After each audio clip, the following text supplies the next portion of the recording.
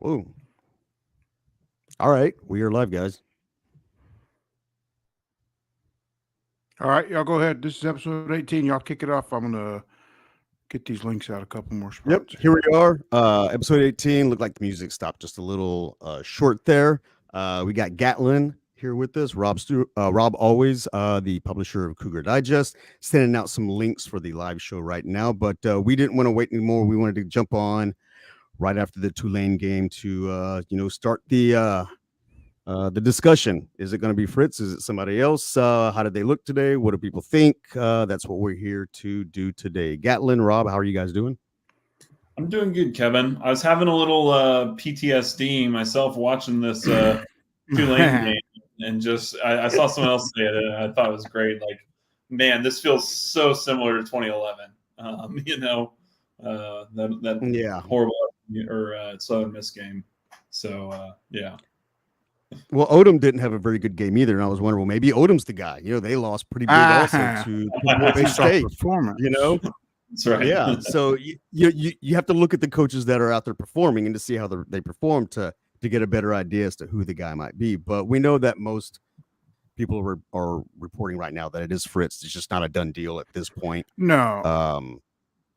Or at least the school isn't ready to announce it at this No, point. it's I guess not maybe they're official waiting yet, but for I it. can go ahead and I'll Yeah. jump in and tell you it's going to be Fritz. It is. That's the guy who it's going to be, and it sounds like Nagavi's going to stay as well, which would make sense. The obvious first step would be Nagavi staying from a former Fritz guy. So Yeah. that piece of it is the early, like, yes, okay, that's the obvious one, right? So then we've talked on the board since then about, what plays out after that? You know what I mean? Who else is potentially retained?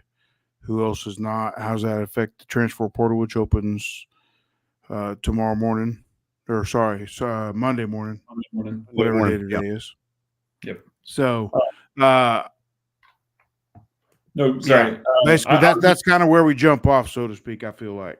Yeah, so that's what I was thinking we might do. I did a little bit of digging, and guys, I was telling you a little bit about this before the show kicked off, but I went and took a look back at Willie Fritz's staff whenever he came over from Georgia Southern to Tulane. And again, obviously, he was moving from G5 to G5 and had a staff he clearly liked. And obviously with the portal, it changes the calculus on some of these decisions. But I thought it might at least give us a little bit of insight into like how Willie Fritz is thinking about these decisions. It might be a good jumping off point for us to, think about some of these things. So from what I could see, he had 8 coaches on his staff that first year.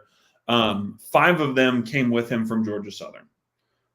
So again, don't know if he views that the same way, moving from a G5 to a P5. Does he believe in the staff to that level? But certainly it would make sense whenever you're first coming over to bring the guys that you already trust and whatnot, especially given the success they've had recently. But something worth pointing out, because it talks to something, Rob, you and I touched on a little bit last episode. 2 or 3 of these guys who didn't come with him from Georgia Southern were guys that he actually had no connection to, like based on prior work experience. Maybe there's some network overlap, obviously, but these were just guys who were from Louisiana. Maybe they'd played college football in Louisiana, or they'd coached at LSU, McNeese, some of those schools. Right. And I think that's important when we look at, how Willie Fritz views the recruiting. Obviously, I think there's some names out there that are local Houston guys who, given the staff pool that we have, could be within our budget for a little bit of an upgrade. And Willie Fritz might be interested in bringing home. I think that's how it'll be interesting to see, and this is kind of a developing because of the current landscape of college football with transfer portal and all that. Filling out your staff, so to speak, is kind of it's not all set and dry. In the old days, it was really clear. Like the new head coach came in, and he was in charge, and obviously he kind of set who his guys were going to be. A lot of times he brought a lot of guys with him, but I think that changes a little bit these days. Just for the fact that we pointed out on the board with Brian Early specifically, and we talked about this as well last episode. If there was one save from the last staff, if I had only one save, so to speak, that I think it was great, would be Brian Early, just in terms of his success in recruiting, success in development, success in getting guys to the league. And I think, his reputation speaks for itself by all of his players, current and former, coming to defend him on Twitter. I think it's worth taking a look at. I'm not in the mind of Willie Fritz or whatever, and those that are going to make these decisions, but I think it's different than it was, say, 5 years ago before the transfer portal, when it was clear, like, whatever, I'm bringing my guys in, and there was like never any question about could you ever have any retention, especially when a staff was fired over the previous performance, so to speak, right?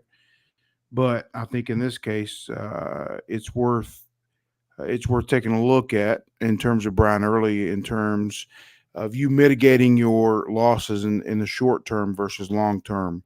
Like I said before, I don't think you would even consider him if he didn't have such a good track record with recruiting and development.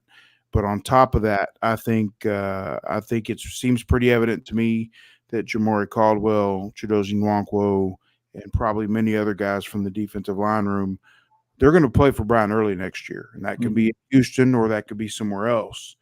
But nonetheless, I think that at least in the short term, these are the things that change the perception and the transition a bit in this current age of college football. Because even if Willie Fritz has, I honestly have not gone and dug deep into what he currently has on his staff right now.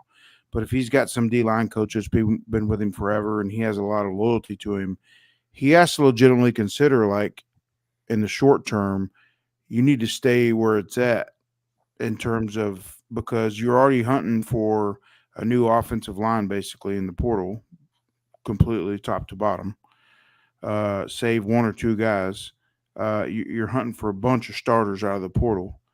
And, why throw on top of that? I am also searching for defensive line starters as well now out of the portal. I'm not saying Brian Early's the guy and he fits and blah, blah, blah. I'm not saying that at all. But what I'm saying is this is the current world of college football, right? This is the things they're going to have to consider. And the same thing kind of carries over a little bit lesser to Da'Keil Shorts. I think the wide receiver roster portion is protected a little bit more by the fact that several of those guys came in from transfer, like Manjack and Sammy Brown and Boogie Johnson. Those guys, if they want to transfer again now to go follow Shorts or whatever, they don't like the new hire, they're going to have to sit a year. So you're kind of protected a little bit in that sense. But the younger guys, obviously, if they were to leave, then that's something you take into account. But I point that out just to show how many more layers it feels like there are now, even more when you're a guy like Willie Fritz in the situation, and you're looking at how you're going to build your staff out in the short term. Yeah, and I will point out, Rob, to your question about the his D-line coach. Yeah, he does have a guy. He is not currently with him at Tulane. So Kevin Peoples would be the name to watch there. He coached with Brian Early back at Blinn. And then they parted ways for a little bit. And then when he got the job at Georgia Southern, he brought Kevin Peoples back with him there, and then brought him over to Tulane again, where they stayed together for 4 years until 2019, when he got plucked to go to Indiana.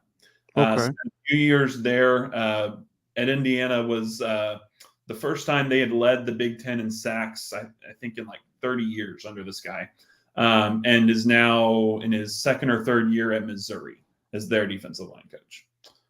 So that makes sense then. See, that's those layers you got to start peeling back in terms of the carryover.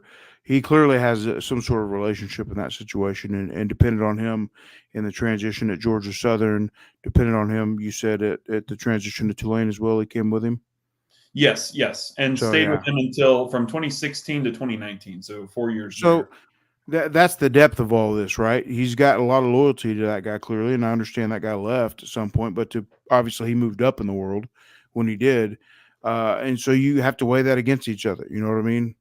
With Brian Early versus bringing your guy, or do you at least give Brian Early a year and see, and then you wait, and if it ain't right, then you make the move, right? Yeah. And I certainly, we could talk forever, right? Yeah, exactly. Go ahead. yeah, I was just gonna say. I mean, I certainly like as a fan, like I hope they keep Brian Early, but I think he's done a tremendous job.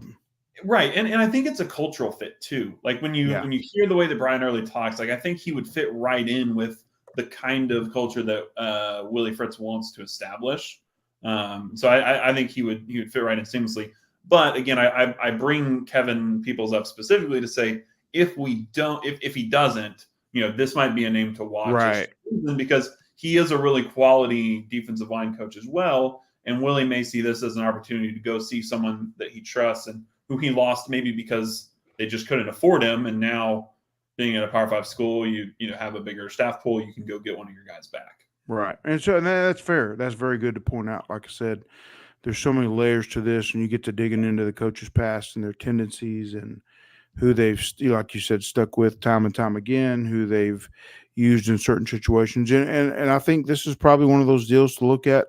I would bet that as Willie Fritz moves forward, that he maintains a stronger recruiting relationship in Louisiana than the current staff did, just for the fact that he's now got those those roots in there, so to speak, and he's got relationships there that will probably pay off. And that might obviously depend on who the staff feels out with. But if you have anybody that's strong in terms of recruiting in Louisiana, then look for that to be more of a brought back. It's been in kind of phases. Some staffs have gone heavy after recruiting. And so, when Kevin Sumlin was here, Jason Phillips was obviously big in Louisiana, had a very good impact there. So they were strong in there in those years.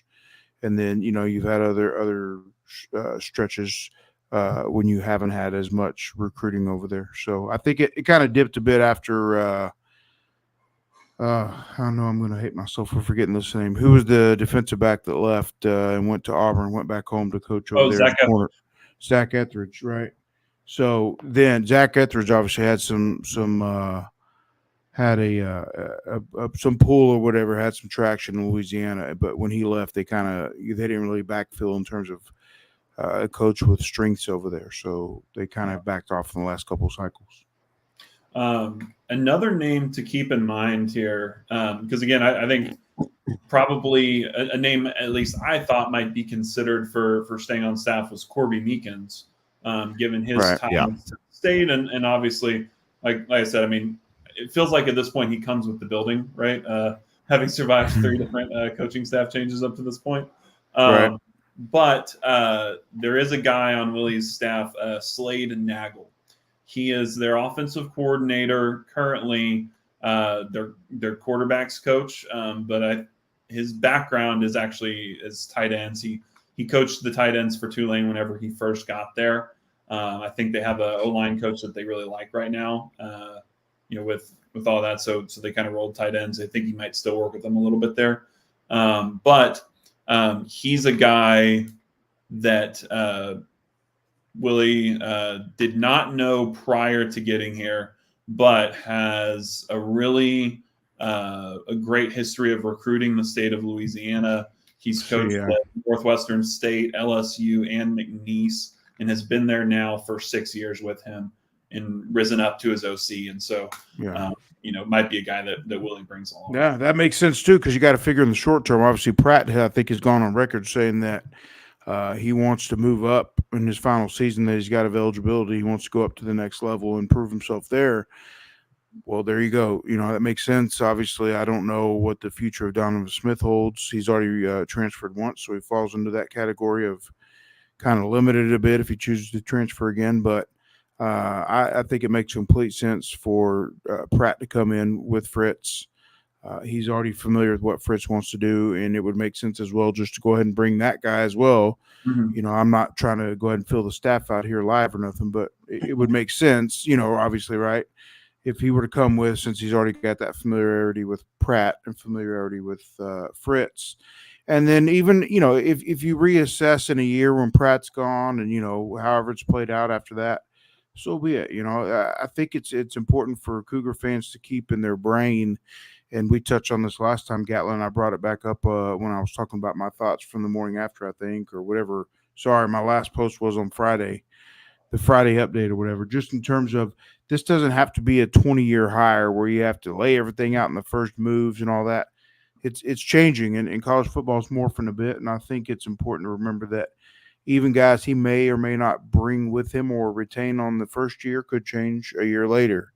But it may be in the best interest for them to maintain what they have in the short term to protect, as I talked about in the opening a little bit, in terms of, like I said, if Brian Early leaves and you lose the defensive line, that's another area you got, and that's something they're weighing.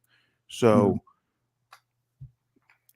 no, well said. I mean, especially whenever you're trying to kind of establish not a new culture, but bring your culture into the building. I mean, that having too much outside of your own guys, it starts to kind of dilute the culture that you want to bring. And so, if you start looking around and you're like, all right, well, we need to bring some local guys and, we need to bring our guys. And, what does that ratio end up being? I think will be interesting to see. True. What about you over there, Kev? You've been kind of quiet. I know you've been soaking it in. I know you got some thoughts as well.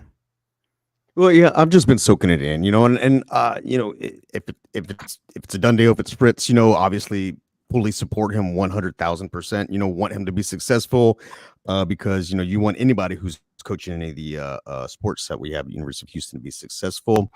Guy's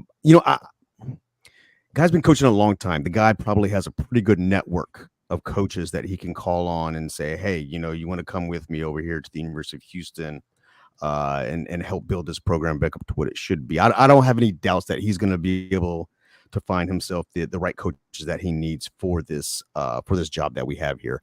One of the biggest ones I think that interests me is who he might bring in for strength and conditioning. That's obviously, I think, something that a lot of people think about. As the season wears on, is where we're at with that in our program. So that's one of the things that I'm interested in. I don't know how their program is there at Tulane, but obviously it's something that's a big ask coming here, stepping the game up in the Big 12. Is how we're going to get these guys, ready, fit and ready to compete in this league. Those are my thoughts on it right now. Yeah, it'll make for a pretty interesting spring. Obviously, you get a new coach in here, and things will settle a bit from the transfer portal. Those that are able to get in before spring ball will, and that includes probably, obviously, this once it's all becomes official, we'll have to follow up with. But like your Shadow Creek duo, those two are both mid-year guys, so they're looking to come in mid-year and be there for spring ball. So these are guys, and as they start recruiting higher rated guys in general at Houston. As part of the Big 12, you'll see more opportunities where you'll have freshmen that are good enough to actually come in and might be able to contribute in certain situations. At least make the 2 deep or make the travel roster, make the group that's going to see the field. So that's kind of what comes with your step up in competition. But you start considering guys like that in terms of the Shadow Creek guys. They come in at mid-year and they have the opportunity to come in and make an impact in spring ball. And for all they could be guys that play immediately. You hope you have that coach that's going to, give the guys that are ready the opportunity to be out there on the field and, put your best guys out there in order to win. So I don't know if that's better on the front end or back end of a staff, but, Yeah. No, I will say, Kevin, I think to your point on the strength staff, I think it's pretty common for a coach to have their guy kind of, bring him along wherever they go. Yeah. We talked a little bit about this on the board a while back. Like, Bryles Kazkazadi has always been his guy. Kind of followed him wherever he went. He's at TCU right now. So I wouldn't be shocked if Willie brings his guy. But I did want to throw this out there as a name. If he doesn't, Yancey McKnight, who we all know, is currently the strength and conditioning coach at Lovejoy High School. Out in Central Texas. And I don't know if maybe he decided he just, after Tom Herman, got fired at Texas, I think just kind of decided to step away from college football and, the grind and travel of it all. He has some younger kids, I think. And so I don't know if he'd have any interest in coming back, but he is certainly available. Should that be something that he would be interested in pursuing. So, again, that's fair. I mean, I think track record wise, he did a pretty good job last time, in terms of his time that he was here. So I think Ian Seaman Tulane's is current strength coaches on the Tulane's country. current strength and conditioning coach has only been on the staff a couple of years, but he was there in the years where they had their biggest successes. And he's a Tulane grad also. So I don't know how loyal he is to stick with Tulane or if he's looking to make a jump to Houston with Fritz. But yeah, it'd be interesting to see what happens with that. Yeah, that is. Yeah, I can't get too far. I mean, I try not to get too far into the whole strength and conditioning argument, just in terms of I don't know.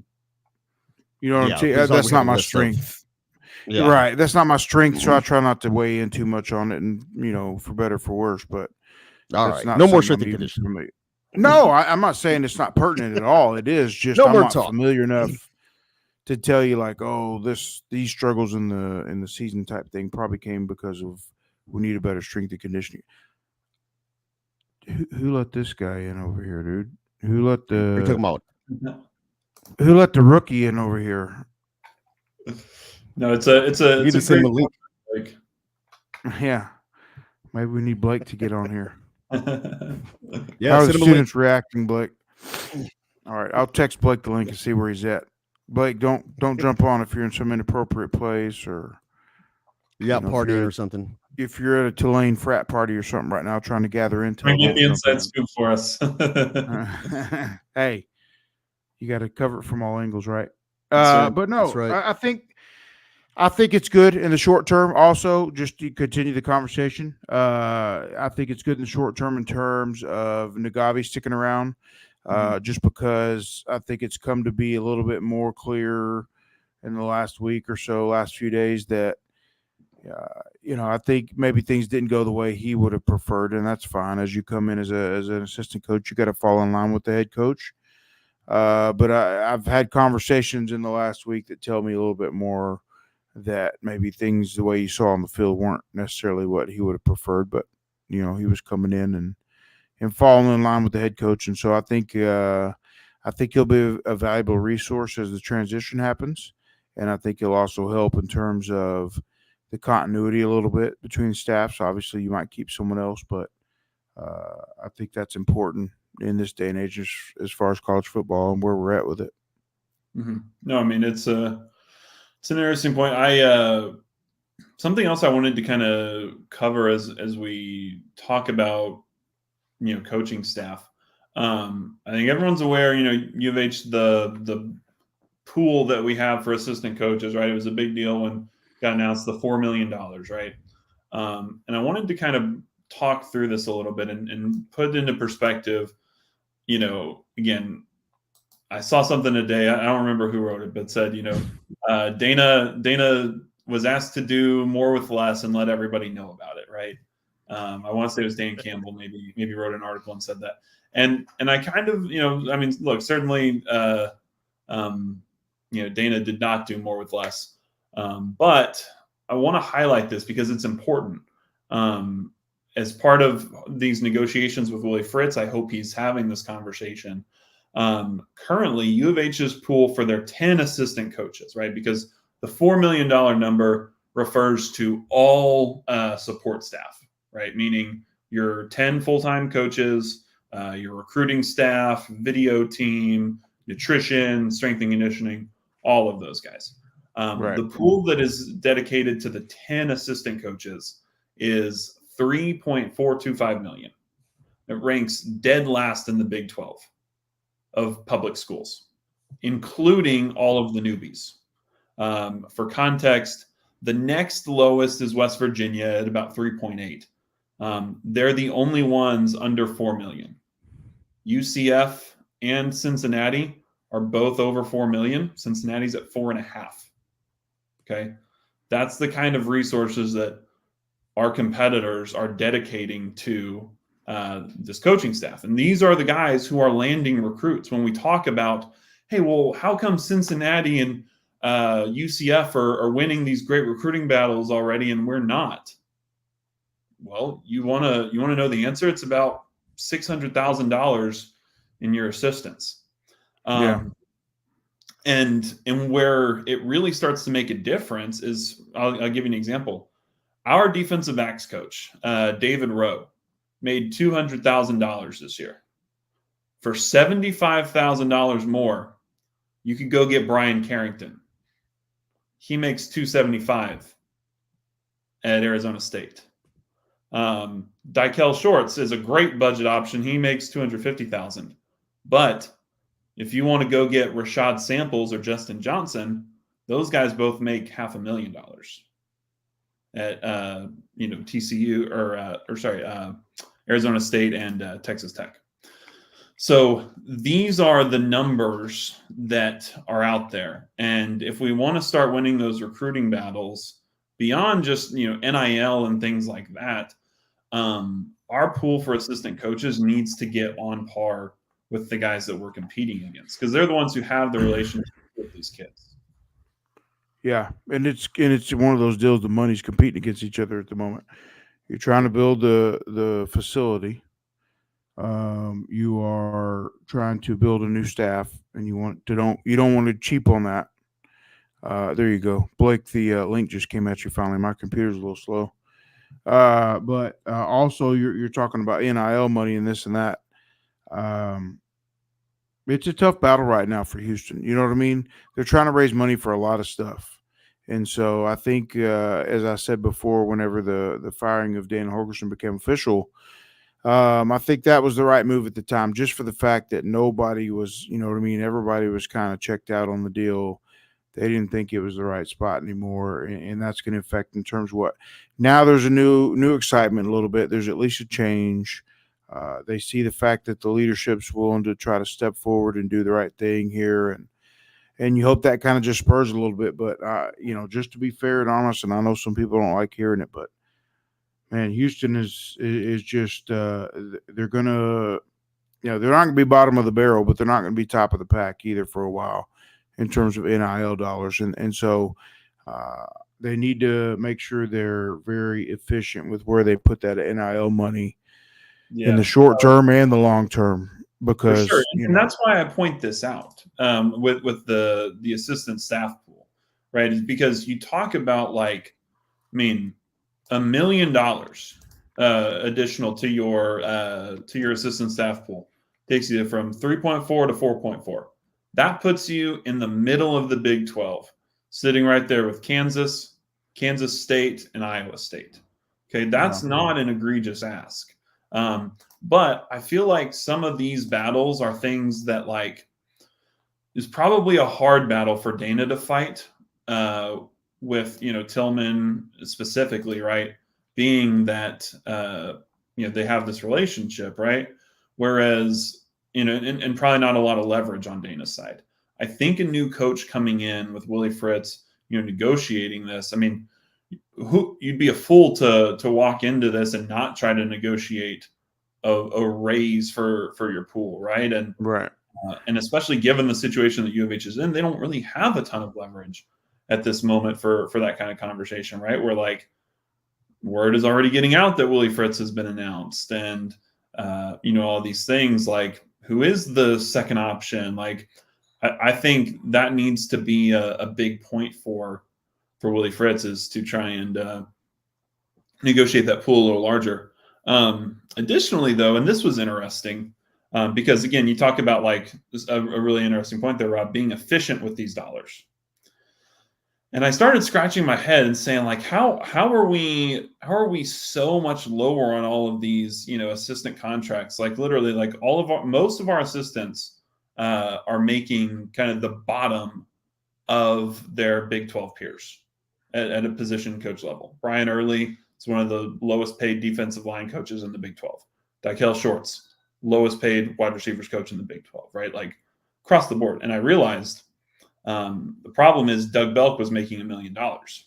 Yeah, maybe that which is not uncommon for. So when you look at these guys, that's the dollar amount that their top coordinator makes. Okay, so right. You go look at Texas Tech, their OC, what's his name?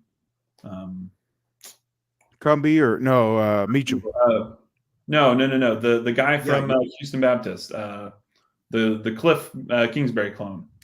Well, yeah. His name is escaping me right now. Anyways, he makes $825,000, right? The Oklahoma State offensive coordinator makes $1 million.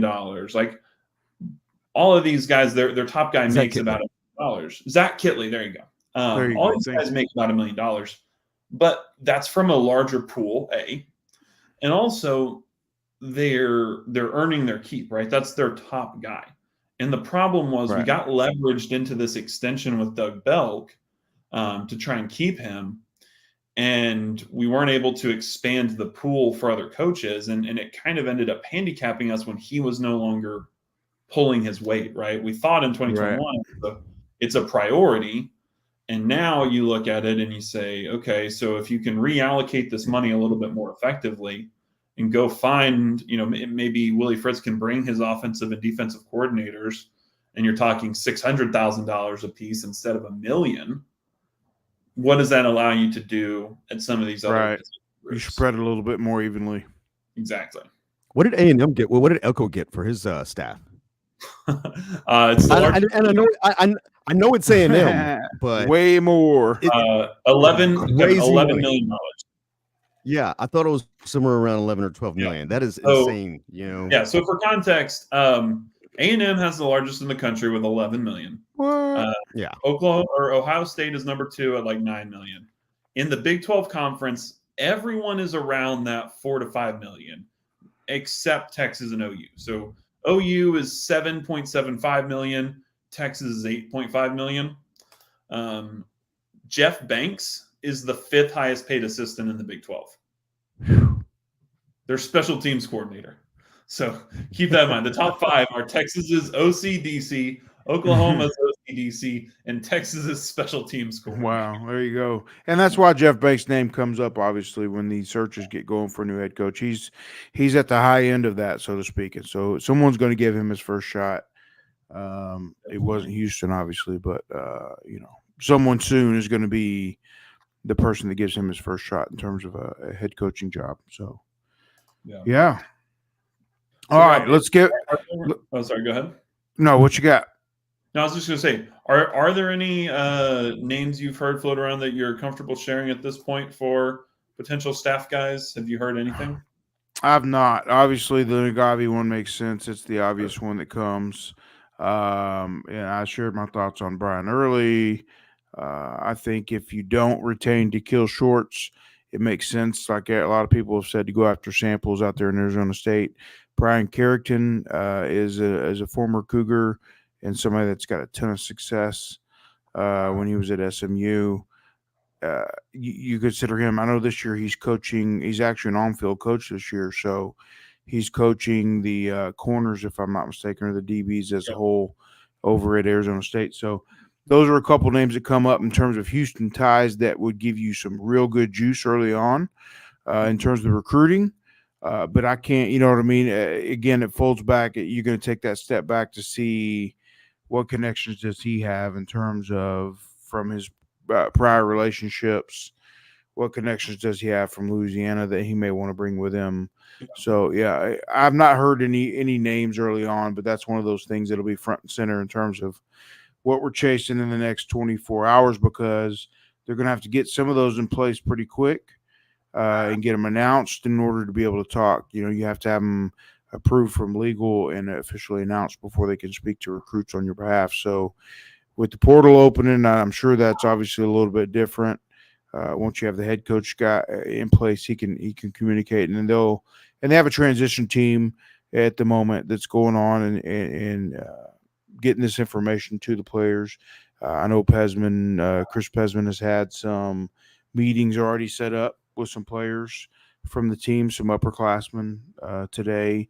So I think that they're moving quick behind the scenes, and I think the staff will come together pretty quick. For the most part, most of it will come together quick in the next 24 to 48 hours so that they can start working to keep those guys out of the portal, and then also start working, keep the commits they want to keep on board, and also move forward. If anybody else they can get on board quickly here before the early signing period starts on the 22nd. So, or 20th or 22nd, something to that effect.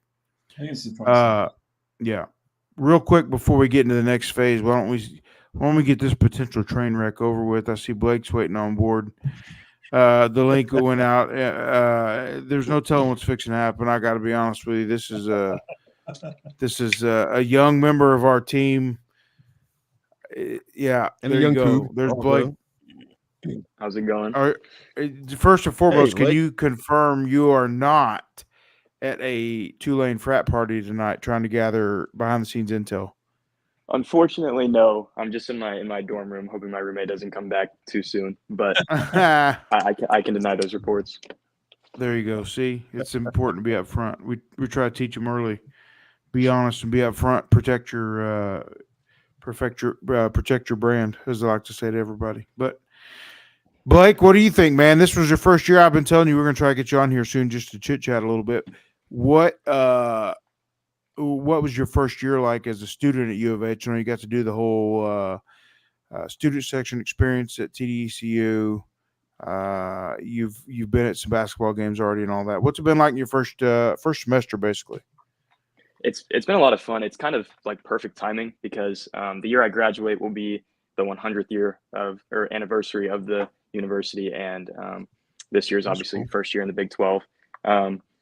So it's been fun. It's cool that we're going through a coaching search this year. I grew up an OU fan, so just experienced one of those sort of on the outside. So it's fun to sort of get, blow your phone up all day asking for updates. But no, it's been fun. Basketball games where I haven't been to a ton of college basketball games, and the environment is just so much fun. I can't describe it. Student section was a lot more fun at the start of the season. I'll say that much.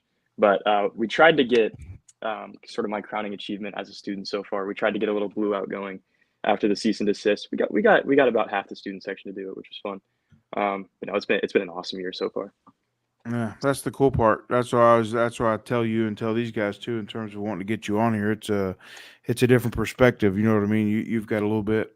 Not only are you you didn't grow up necessarily a Houston fan, but you're a student here, and you seemingly have bought into everything that is to be a U of H and want to go out and participate and try to even, like you said, lead some of the people in your class to, make their voices heard on certain things and this and that. But it's been fun. You got your first few experiences. You've been at basketball a couple of times now since the season started. You've gone over there and helped us out with some coverage. You talked a little bit to those guys before the Xavier game. What did you think? Xavier turned out to be a pretty good game. Everyone wasn't sure I was going to be, but I think the Xavier that everyone assumed is what Xavier was this year. They kind of rebounded from that loss and kind of had a chip on their shoulder and came out and play. But it was a wild game. What did you think about the Xavier game after talking to the guys a little bit heading into it? It was interesting. The thing they harped on most was starting fast. Like I asked LJ Cryer, Jamal Shedd, and Juwan Roberts what the sort of message from Sampson this week had been, and every single one of them, first thing they said was start fast. And you saw that jumped out to a 12-point lead. Obviously, it didn't. That wasn't sustained throughout the entire game. But one of the things I really felt heading into this game was that runs were going to happen. I mean, it's Xavier. They're one thing Cryer pointed out was they don't have football. This is their sport. So they're going to bring it every single night, especially when you bring the number 6 team in. Students were camping out before the game. So in that environment, runs are going to happen. You're gonna have a few big shots get hit on you. Same thing with Utah. You just needed to be able to answer. And I feel like LJ Cryer did a great job when Shedd was in foul trouble and damn near the entire team was in foul trouble. LJ Cryer stepped up big and hit those shots when he needed to, and that's something you need in March, because last year we played Miami and we were in the game for the first half, but then they went on a little run and we couldn't answer. Sasser was having an off game. We just couldn't answer. So having someone like Cryer, especially when you lose Sasser from last season, I think that's going to be so huge come March. But Xavier's a scrappy team. They're always going to their team. That's one thing Roberts pointed out, was that with the coach they have, they're always going to play hard. They might not always win every single game, but they're always going to play hard, and that's what you saw. It was a team who prides themselves on out hustling other teams, meeting another one who prides themselves on out hustling other teams. So, it was a good game. Yeah. I Really wish did. the referees stayed out of it a little bit. Yeah, more. it turned out to be a good game because it was close, and because it was close because of the referees. But nonetheless, in terms of it turned out to be entertaining because it was close and it kept your attention the whole way. But yeah, Yeah. I feel like the refs maybe even, and I think some people on the board even brought up the South Florida game last year where they got super foul happy and imposed their will on the game, so to speak. Yeah. It was like 50 plus fouls, which is just like at that point you just let them play basketball. I would, our Barstool page was going crazy about how bad the referees were against us, but I thought it was pretty bad on both sides. It was just one of those things where it's like, as a fan, if I wasn't a UH fan, I would have turned it off because it was hard to watch a whistle every 5 seconds. It was a very poor product, honestly. Yeah. Hard to watch. Yeah. I will say though, it might go down as the longest regulation game of the year. Sorry, it might go down as the longest regulation game of the year. No, you're right. Well, it's funny. My wife, we were supposed to start watching a movie when the game ended, and you're like, he's like, how much time was left? I was like, probably like 30 minutes. And this was when they had blown it open to like 13. And then an hour later, she's like, is this still going on? I was like, my poor wife and kids, man, they've dealt with that forever. In terms of my daughters are getting older and they're starting to get a better idea of it. But my wife, when it's just, there's 8 minutes left in this game. And my poor kids will come in all naive, like, oh, so in 8 minutes it'll be over. Not so. My wife will tell them like, maybe not so much on the 8 minutes, more like 30. But yeah, so it's funny you mentioned that, like the whole waiting for it to be over thing. Yeah, no, but Blake, you bring up an interesting point there about being able to weather so much time without Jamal Shed. That really was a big issue for the team last year, was like when Marcus Sasser was off, the team struggled. And that was a product of him being so talented. We had to run everything through him. But this year, it feels like the ball is so much more spaced out. Even with LJ Cryer being a little bit more ball dominant there, you still had plays from Emmanuel Sharp and, Damian Dunn didn't have a great game. But I think he'll even out though. Yeah. I think it's hard. They keep, swapping those guys in the lineup, and I think they'll find a rhythm there. But I think Terrence Arsenault had a play or two there at the end where, like, when that ball starts sticking, him being able to just kind of play basketball and get to the rim was really effective. And so it was just a much more spaced out game without Marcus Sasser this year, and that was encouraging to see. Yeah, and this is also the benefits you get when you play. I think week 1 we played 12 people against ULM. I say week 1. This isn't football, but you get what I'm saying. And you talked about Damian Dunn. He had an off game, but he's a guy I've talked to a few times, and I really love what he brings. Yeah, I feel like you lose some of the star power from last season's roster, but the depth this year is going to be a story. I feel like because you have. Damian Dunn was a 5-year starter at Temple, and he comes here and he's our 6th man, and like that just shows the kind of depth you bring. I mean, that guy could start in almost, short of Baylor and Kansas, almost every other Big 12 lineup. He could probably at least start a few games throughout the season. Yeah.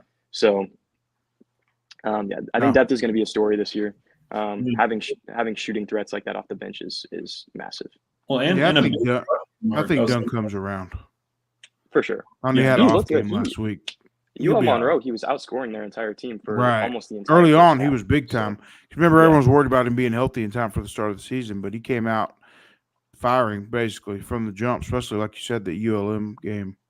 Yeah. No, and I was just saying, a big question mark coming into the season that I've been pleasantly surprised about. Obviously, people wanted to talk about LJ Cryer and his ability to play defense, not being a strong suit of his. And I pointed out within the first game or two, like he did look playing defense was affecting his shooting maybe. He had a rocky first 2 games shooting the ball a little bit and, had some blown assignments and all that. And I think you saw Kelvin talk about it in his press conference this week. He's starting to, he used the dancing analogy, right? He's not looking down at his feet anymore. Yeah. And he feels so comfortable, not just in the offense, but on defense. Like, I was really impressed with Jamal Shed out of the game, that Xavier did not go on a huge run, right? Like, defensively, they didn't feel like they missed that much of a beat. And they at least treaded water. Yeah. Yeah, they Yeah, held correct me if Xavier I'm wrong, to, like, 2 field goals in that last 10 minutes. yeah. I was about to Obviously, bring it was that up. It was, on free throws, but still. yeah.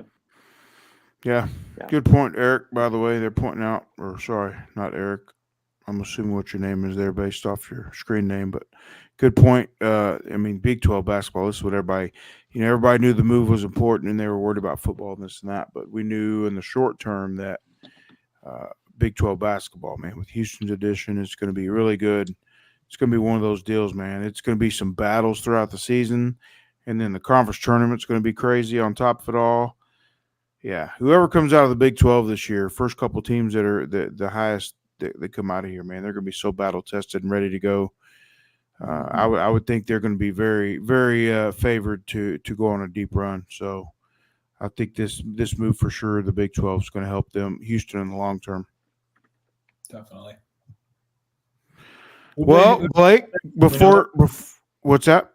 I was gonna say, who do they have next? Do we know?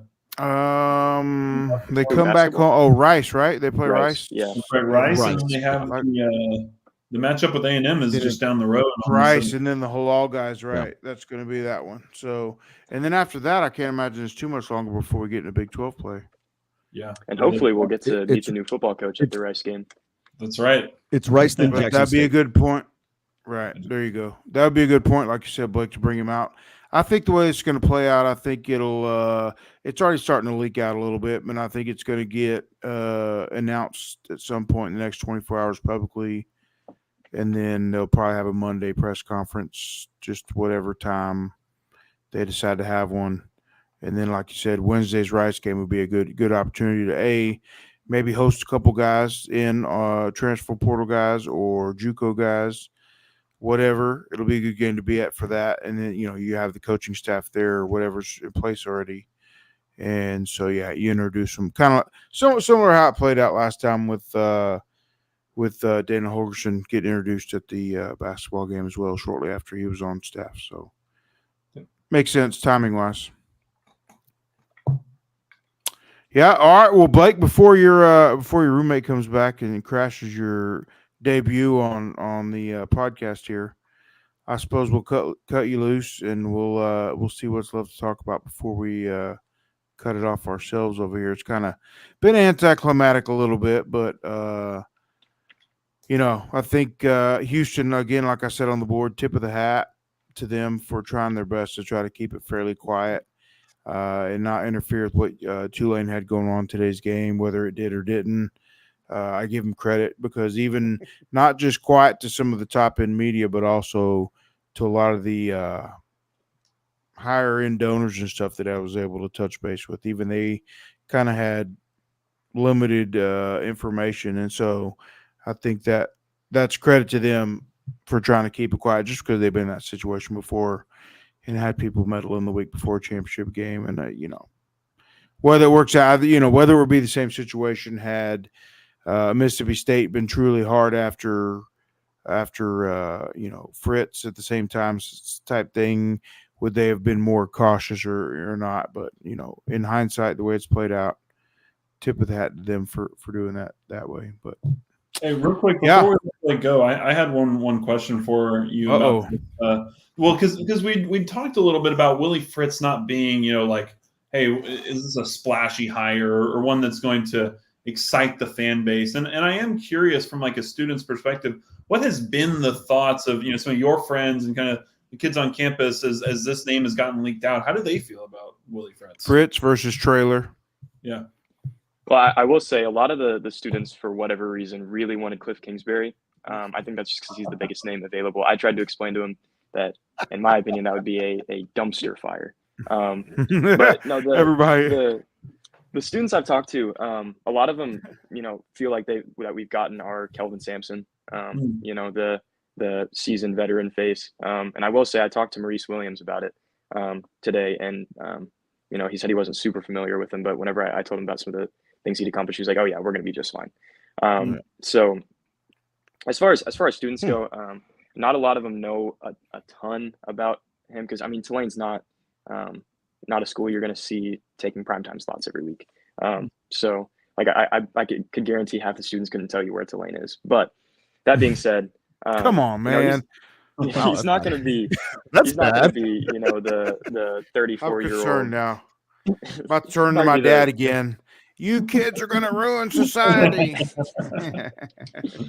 Yeah, but he's not going to be. He's not going to be like a 30. Like he's not going to be like a Will Stein who comes in and just amps up the Right. student body. But the big thing is win football games.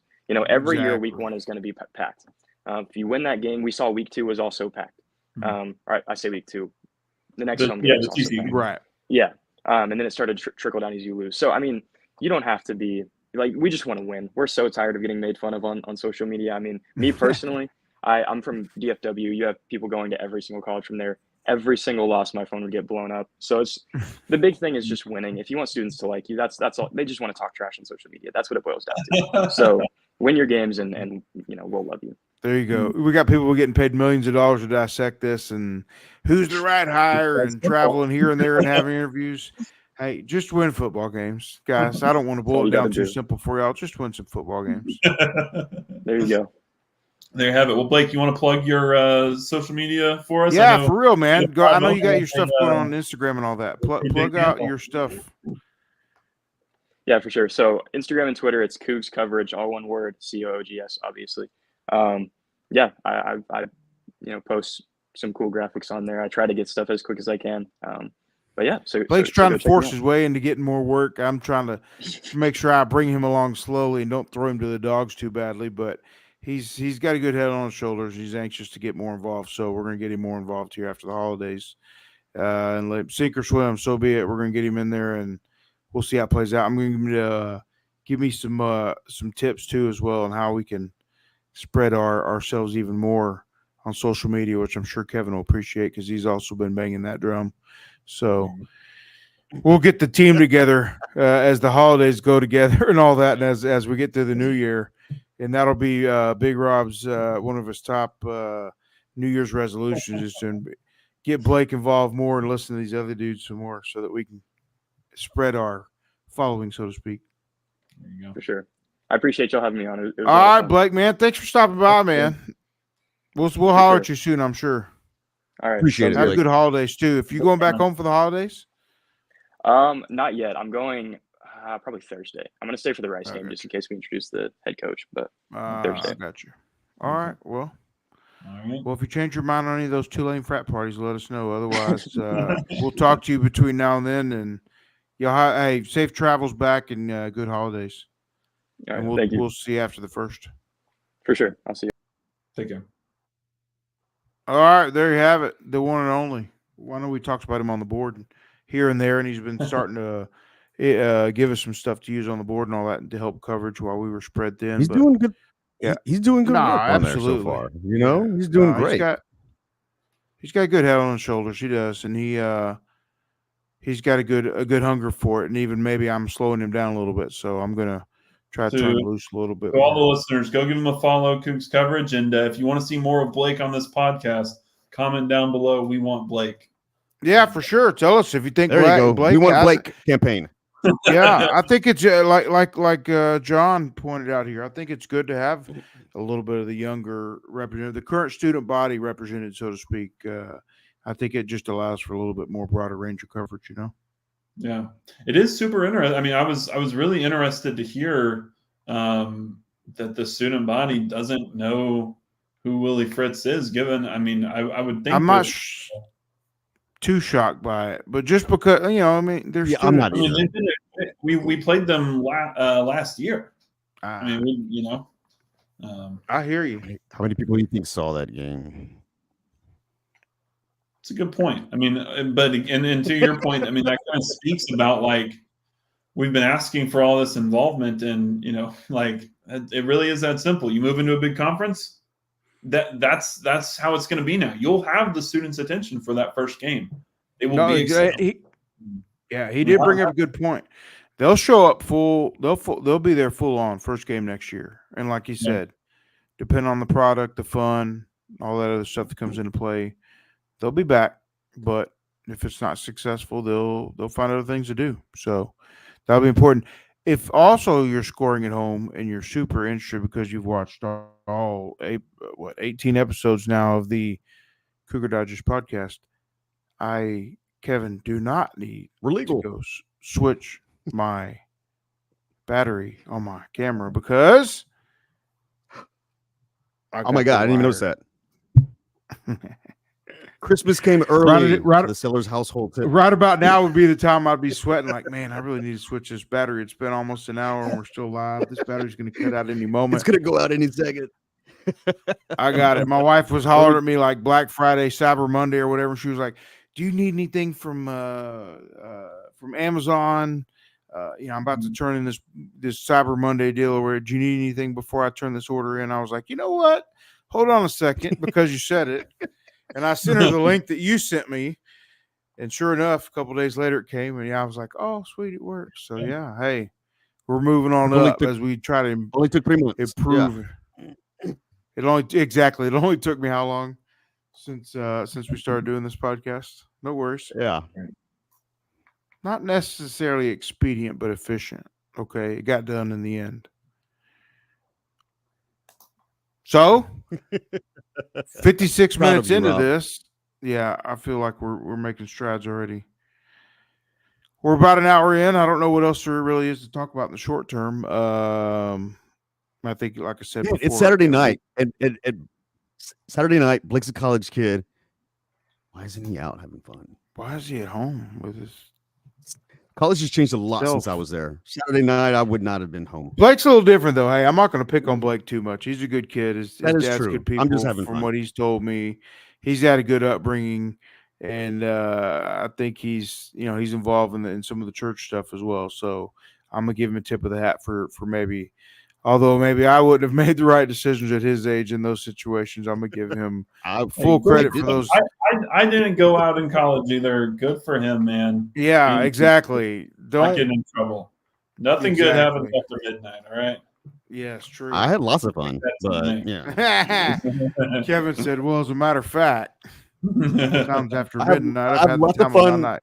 Yeah, people told me I had lots of fun. I don't remember much of it, but people told me, I had a good time. No. Well, as we kind of opened up with, I think Willie Fritz is a done deal. I think not Kevin, but Iman Nagavi. I'm trying to create new people now. I think Nagavi is going to be kept around. And then after that, we kind of talked about in the opening. You can go back and listen to this later. Obviously, it'll post afterward. You could talk about how we feel in terms of the staff being filled out after that. I think we'll hear a lot about that in the next 24 to 48 hours. I think we'll have a press conference on Monday. I think that it'll be an important next few days. Just because a guy gets in the portal, that doesn't mean he's leaving. But I think, and I think I talked as much. It's tough. I feel bad because I've had so many phone conversations this week.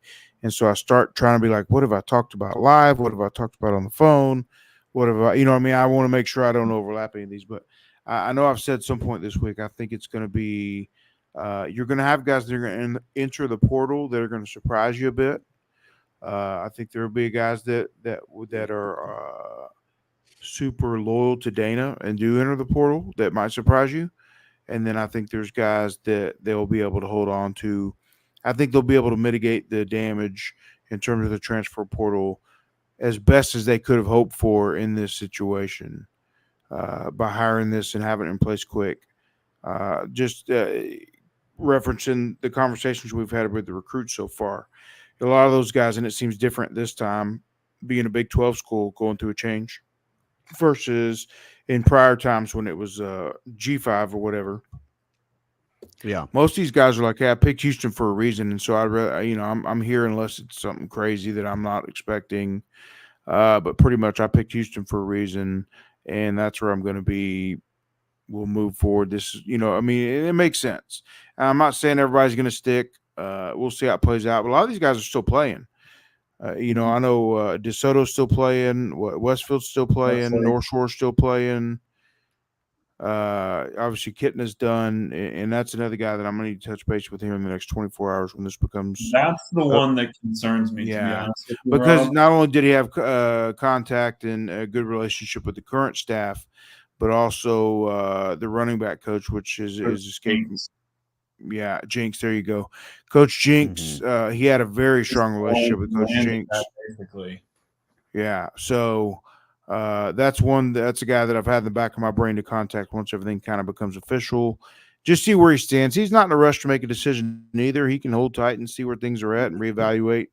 But he's got some time in 2025. You're right. It's a good point. Right. So he's got a little time, but that's one to keep account of. It's also interesting because he was kind of in the middle of that early push that this past staff made with all the 2025 guys, all the top receivers that are in this next class, and other guys as well. So he's kind of been the focal point, and he could carry that over. If he chooses to stay, he likes what he hears, then that another transition piece, so to speak, similar to the staff.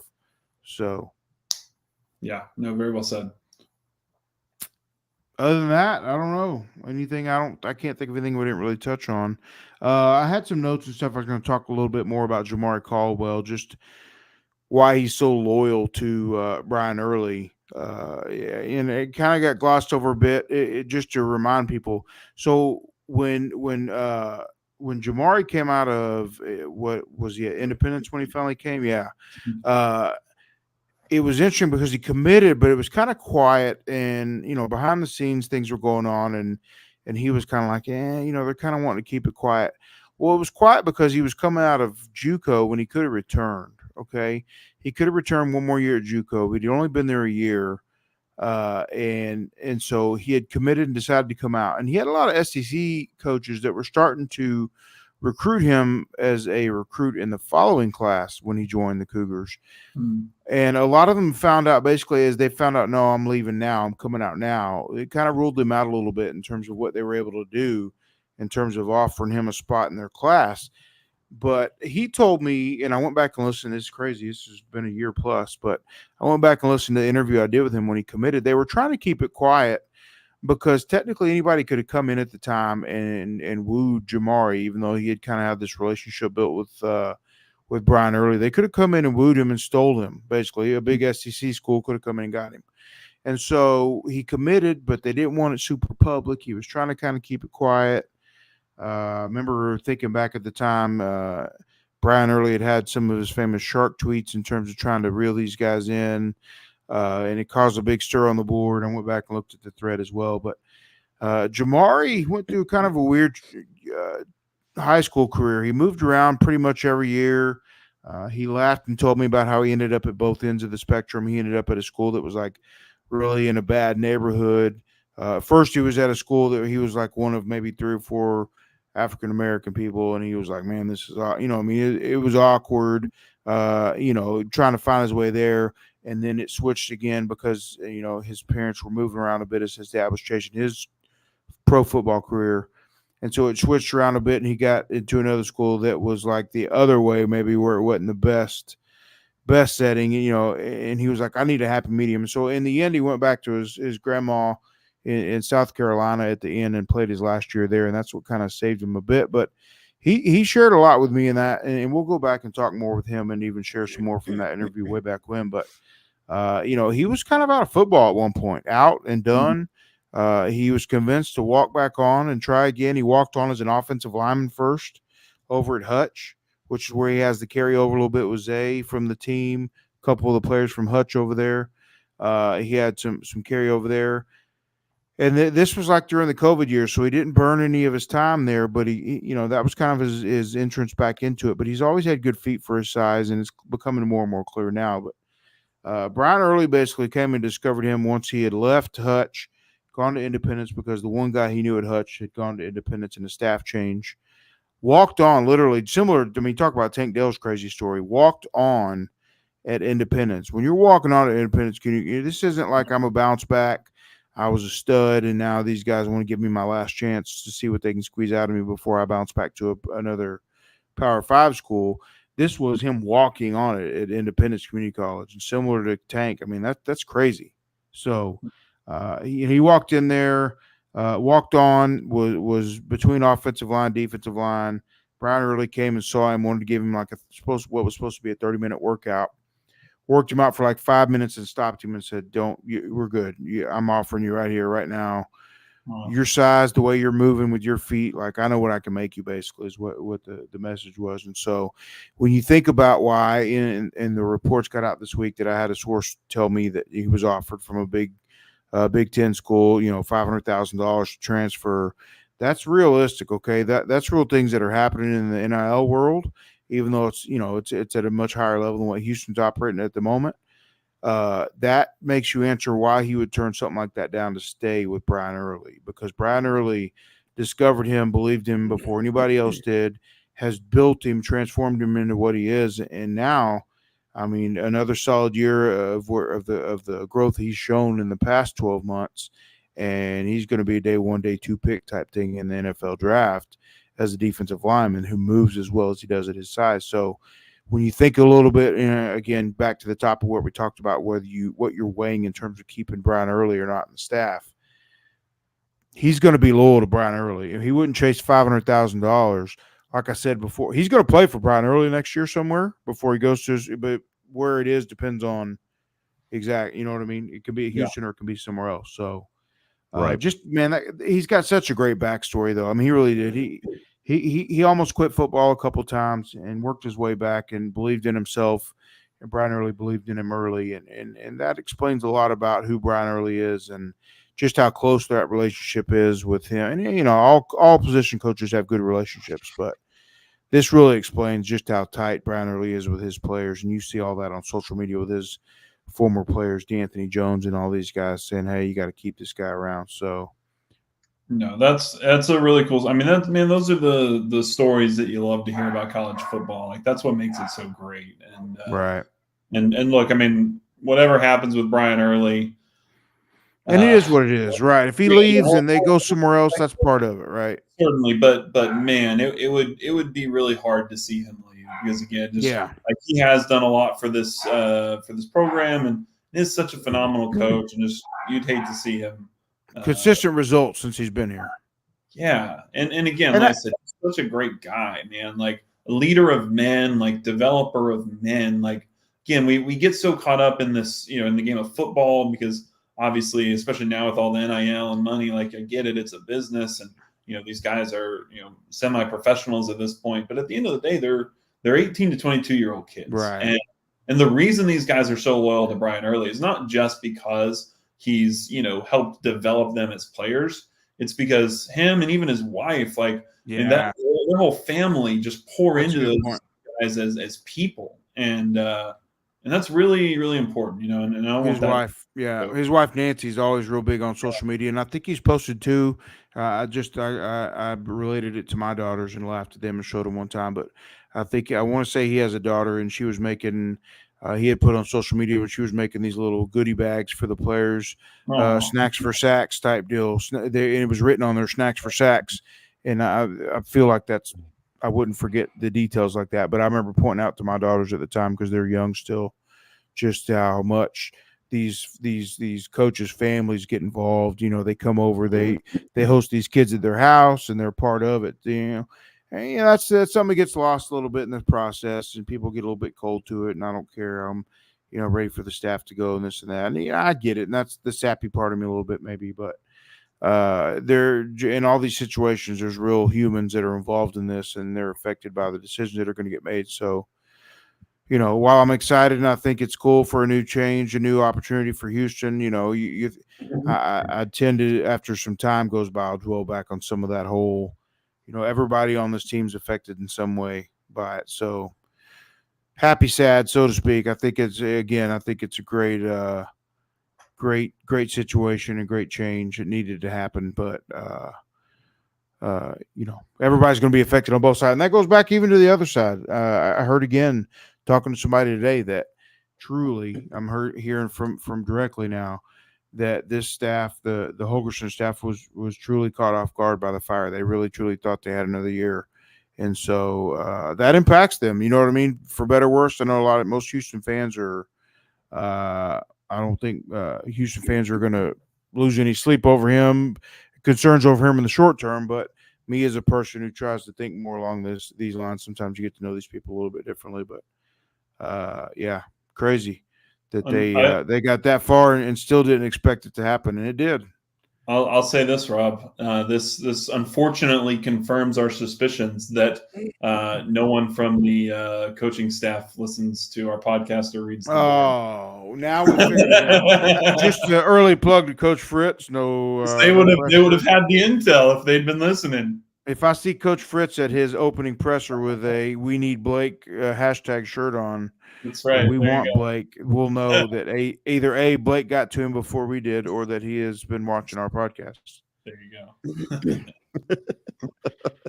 All right. Well, I don't know if there's anything else to cover. I think that's about it. An hour and 10 minutes. I mean, that's a lot of. It's a lot of juice. Yeah. So, as things move forward, go to Cougar Digest. I just noticed today, it's starting to run together a little bit, but I know the 75% off sale is over, and that was a good deal. But they're sitting at the moment at 60 off still. So if you guys see this and you're still thinking about maybe taking a jump and joining us on the site, do so and take advantage of that 60% off. Still get a pretty good deal, and for the next year, obviously, we'll be covering the first year of this new staff and basketball and all that good stuff. So, still a decent deal if you hadn't jumped yet. We had a good push from the 75% off sale, which we normally do, but good push there. We had a lot of people, maybe some people that dropped off lately, jumped back in, and then some new faces as well. And I think you've seen that on the board with some posting some recently in the threads. You start seeing some new voices and stuff like that, and that's good. So. If you haven't jumped in or you're still debating it, y'all take advantage of that. Comment what you want to hear. Comment if you want more Blake. Comment if you want more Gatlin, Kevin, me, whatever it is. Y'all comment and let us know what you want. So we can adjust accordingly. Yeah. I think we'll see you guys again soon. Probably in the next week we'll be back on as some more stuff takes place. Basketball gets another game in. All that gets going. We'll be back on again within the next week. So we'll put it on the board and we'll send it out via social media where we're going to be at. All right. Anybody else? Speak now. Not on this. Yeah, Kyle. Thanks. Nope. Future Big East. He can bring. He can bring Zipper Girl over here to YouTube maybe. Yeah, we'll take Zipper Girl, but not Future. Yeah, send Zipper Girl. Don't send Future. That's a good place to end this conversation. What a perfect spot. Exactly. Hey, everyone, thanks for tuning in for sure. Stay close to the site, social media, all that good stuff. We'll have more. Like, subscribe, blah, blah, blah. Anything you can do to help us spread the word. If you're a business, I thought I'd throw this in the end, wanting to get in and advertise with a great podcast, feel free to hit us up. In any way that you want to, any way you can get a hold of us, and we'll be glad to take on sponsors. So let us know. We'll be glad to besmirch your name as well as our own in these podcasts each time as we try to push the line on what we should and shouldn't say. We'll be glad to besmirch you as well. We'll let you tattoo your company's logo on Rob's head for this podcast. Exactly. I got a bald head. There's a lot of room up here for some tattoo work if we need to get it done. If it's a bad idea and it reverses itself later, I can just grow my hair out. Yeah. So anyway, spread the word. Yeah, exactly. Not a good idea. But yeah, spread the word. I appreciate everybody for being here. Thanks again, Gatlin, too. Gatlin, Kevin, you guys have been great trying to be on standby through all this as it's played out, too. I think we'll move forward and see what's next. It'll be fun to cover, right? No doubt. It's right. Blast so far. All right. Thanks, guys, and we'll see everybody next trip. All right. See you guys.